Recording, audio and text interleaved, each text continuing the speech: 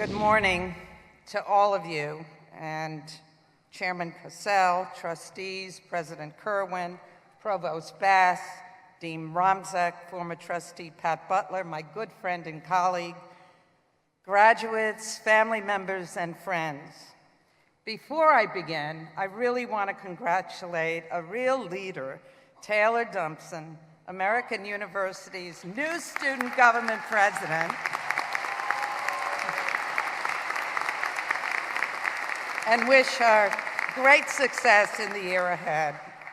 And I have to tell you, as a graduate of American University, it is especially meaningful for me and a great honor to be here as your commencement speaker and to receive an honorary doctorate of public service from the School of Public Affairs. In many ways, my story really began at American University, shaped by my time here. And each of you here today on the cusp of graduation are at the beginning of your story, ready for the next chapter. And I know the feeling, because not too long ago, I was sitting where you're sitting, waiting to receive my diploma. Let me revise that statement. Symbolically, I was sitting where you're sitting, but it wasn't just not too long ago. In fact, it was a very long time ago. How long? Before global warming, the metro, Uber, social media, fake news, and alternative facts. When I came to AU as a freshman, I was a student from another country, Brooklyn, New York. Now, wait a minute, not the Brooklyn of today, where everyone is making artisanal gluten-free cheese and crafts. I'm talking about the real ethnic, diverse street Brooklyn, Italians, Jews, Latinos, blacks, all with one thing in common, a love of Chinese food. Way before the concept of disruptive innovation began to impact markets and values, something called disruptive interruption was occurring on a daily basis in Brooklyn, a place where conversation was defined as talking and waiting to talk. People expressing themselves in high decibels everywhere, on the subway, buses, in the street, opinions about everything. So much so that I really thought the words, "Hey, I'm talking here," was a positive example of strategic communications. And it meant you make your point, you keep repeating it until the other person keels over from exhaustion.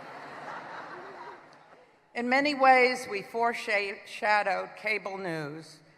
I'm so sorry. That's why when it came to choosing a college, my parents felt it was time for an intervention to move me from the capital of noise to AU and our nation's capital and learn, among other things, how a bill becomes a law, and one day explain that mysterious process to family and friends. So they loaded up the car with enough clothes to see me through all weather systems. Remember, this was also before the Weather Channel. And they reasoned that Washington, D.C. was somewhere in what they really viewed as the very deep South, like close to the Amazon, where I could be facing torrential rains and the occasional monsoon. So they filled the car with loaves of Italian bread and cheese and homemade frozen lasagna and jars of my mother's tomato sauce, because in my Italian-American family, whatever the question was, food was always the answer. And as my father said, who knows what they eat where you're going? So, 1 year earlier, it was over food at the weekly Sunday dinner at my grandparents', where my family gathered to discuss, pontificate, and vote on my college future. Now, in retrospect, I realized that this process, basically the equivalent of hostage negotiations prepared me for a career in public affairs and crisis communications. So up first was my Aunt Christina. I don't understand why you have to go out of town. Brooklyn College is right across from your house. My Uncle Louis, why are you trying to get away from the family? Where the hell is DC anyway? This is true. Nothing good can come from a place like that. Not even a name, just 2 letters. My Uncle Charlie Magnolia, they pass laws that make no sense, then they tax you. Who are they anyway? Is that what you want for your life? My Aunt Rosie, I don't understand why you're turning your back on your family. My Uncle Joey G, will anyone from New York be there? My Uncle Joey D, when do we eat? No one was interested in my response. Remember, I said conversation, talking, waiting to talk. Now, sitting at the end of the table was my grandfather, Nunziato d'Estasio, who came to this country at the age of 15, eventually met my grandmother, raised a family in Brooklyn, owned a barbershop, and became the unofficial mayor of Bay Ridge, where he delivered advice with every haircut. And it was a time when Italian boys and girls were not encouraged to continue their education, and many of them never even graduated from high school, but went to work to help provide money for the family.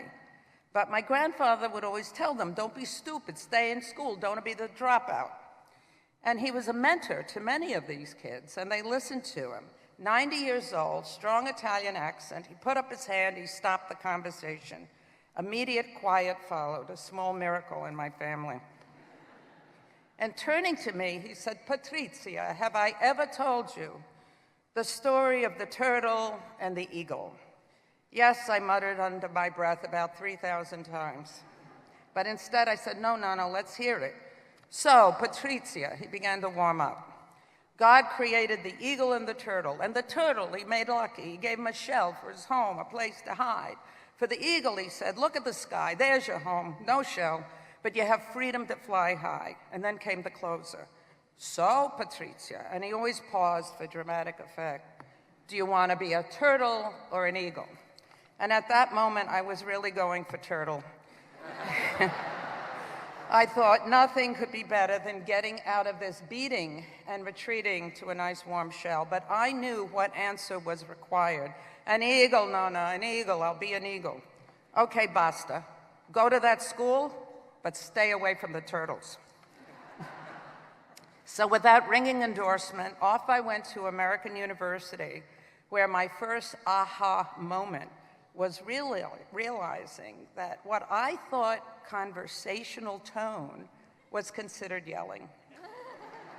And my second revelation was there is no good pizza outside of New York City.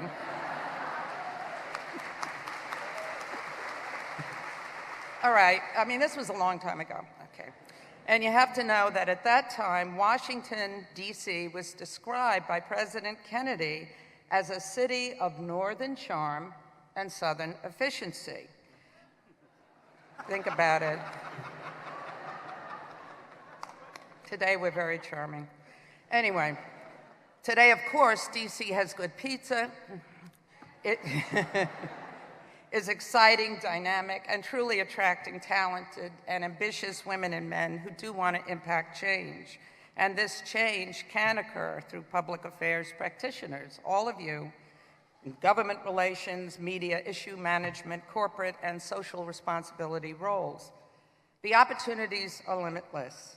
And my career really started here at AU, where I was an intern for WAMU, of course, a great public radio station, now led by J.J. York. And after graduation, my public affairs career began with business, followed by politics, then the Department of State, working for General Colin Powell, Secretary of State. And along the way, I had the opportunity to meet with so many outstanding men and women, but some of the most meaningful were not famous. Among the most impressive was a group of Afghan women who came to the United States as part of the State Department's International Visitor Program, which I ran as Assistant Secretary of Educational Cultural Affairs. And the purpose of their visit was to get professional training as elementary school teachers. In Afghanistan, they had been teaching young girls under hard-to-imagine circumstances, moving their makeshift classrooms and their students from cave to cave to avoid the Taliban, and a sentence of death if they were caught. Secretary Powell and I met with these women, and I asked, how did you find the courage to teach these children in such a dangerous situation? And I will never forget the response from one teacher, the spokesperson for the group. She said it wasn't courage, it was the right thing to do. But life-changing meetings like that one were a long way off when I came to American University as a very bewildered freshman. What was mostly weighing on me was great expectations from my family, the whole eagle turtle thing. But there was also something else. Following my 8th grade graduation from PS 99 in Brooklyn, by the way, in New York, schools are given numbers like a penal system. My teacher, Bessie Seaton, wrote my yearbook, "To thine own self be true, and it will not follow like the night, the day that canst not be false to any man." Say what? I had no clue what that meant. At the time, I didn't even know I had an own self, much less understand what it meant to be true. I was 13 years old. Who knew this was a quote from Shakespeare's Hamlet? How could I? There was no Google or Wikipedia then. But over time, as I moved through my years at American University, I began to understand what my grandfather, Bessie Seaton, Polonius, and Shakespeare were trying to tell me. In fact, years later, Stephen Jobs said the same thing. Your time is limited. Don't waste it living someone else's life. Have the courage to follow your heart and intuition. Great advice, but in order to do that, you really have to figure out who you are, beyond the persona that you may have created on Snapchat, LinkedIn, Instagram, or Tinder. Beyond likes on Facebook or emojis, communicating surface feelings. Each of us has a unique self. Let's call it your inner turtle or eagle. This self is constantly being created and shaped by the choices you make, the thoughts and opinions you express, and the actions you take over time. Your job is to define this self, to create your own story. That's the basic stuff, but the truth is you have to keep doing it, taking it to higher and higher levels of understanding and responsibility, and that takes courage. Understanding what you stand for and what you won't stand for, and moving on the right thing to do, just like those Afghan women. Remember Socrates, what he said right before he drank the poison, the hemlock? He said, the unexamined life is not worth living. Probably he should have examined what he was drinking, but he had a point. Your life will be much more interesting and rewarding if you do a little examining. Ask yourself, what's your sense of justice? What would you fight for, defend? Emerson said nothing great was ever achieved without enthusiasm, nothing. So what are you enthusiastic about? You may find that you're an eagle with strong latent turtle tendencies, or the other way around. It doesn't matter, because Polonius goes on to say if you do this work and you commit to lifelong learning, not only about who you are, but those around you, you're going to have a GPS, a moral compass that never fails no matter where you go.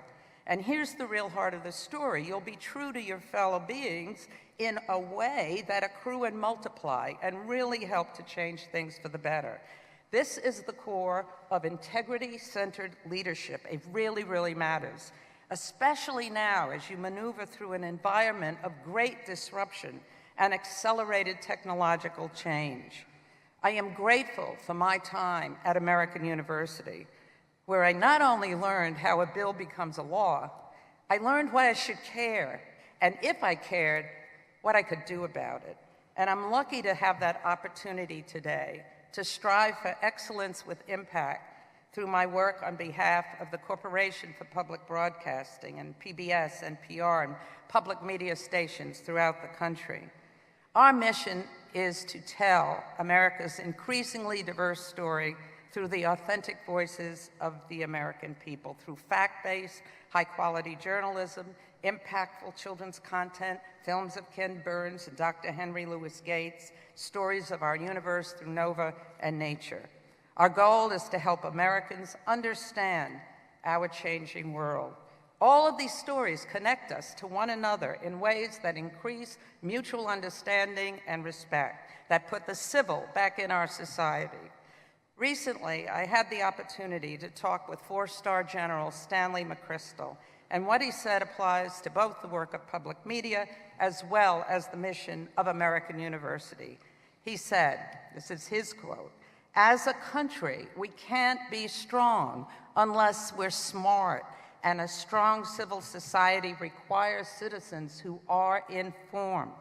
The bottom line is our country needs you, now more than ever, to serve, to work for a more civil, more fact-informed society, because the building and strengthening of a great democracy is never complete. You're in the right place at the right time, armed with the right diploma. So whether you're Team Eagle or Team Turtle, congratulations on your achievement. Your story starts now." Thank you.